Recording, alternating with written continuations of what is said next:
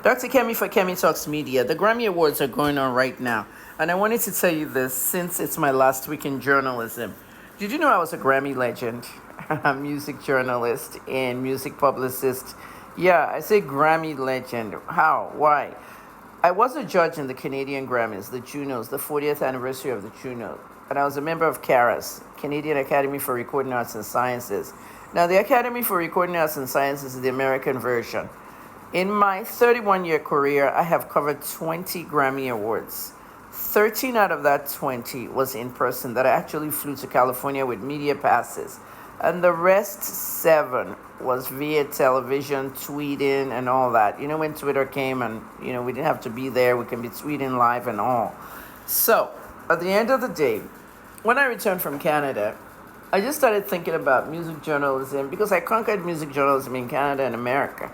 Especially in Canada, where I was partnering with BET, VH1, MTV, and just about every music, whatever. I was very big in the music industry. I was featured in Industry Magazine, the top 10 most powerful people in the music business. Now, when I got to Nigeria, Nigeria was not my market.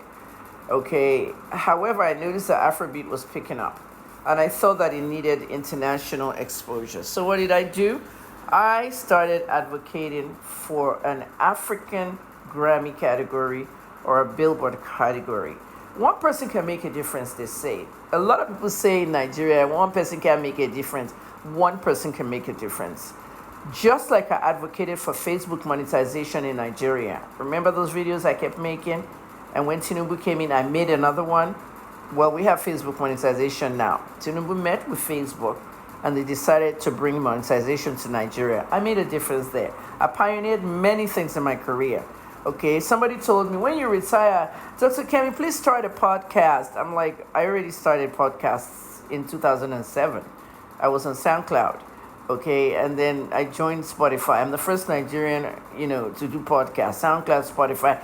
Things I've done. And somebody said tonight, why don't you open a journalism school or media school online and be teaching people? I already did that. 222 Media Institute. I'm ahead of all of you guys. That's why I'm a legend. I know my worth.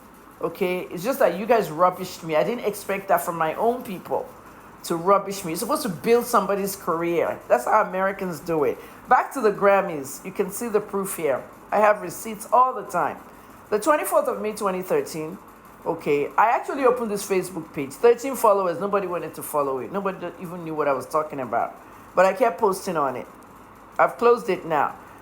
You can see clearly what I advocated. And I wrote an article in the Nigerian Tribune where I was a music columnist. Once a week, I wrote a column in the Tribune. Support the need for the African Grammys and Billboards. Okay, the server has changed. You won't see that article anymore.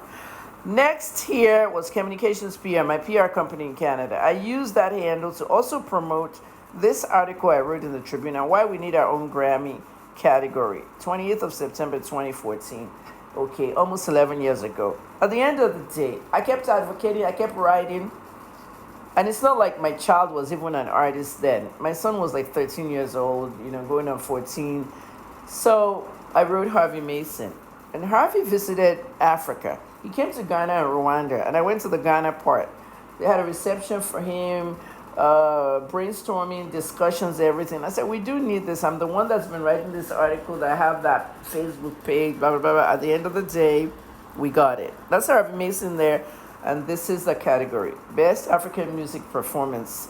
Now, the very first one was won by... Who won that first one? Was it not that South African girl? Tyler?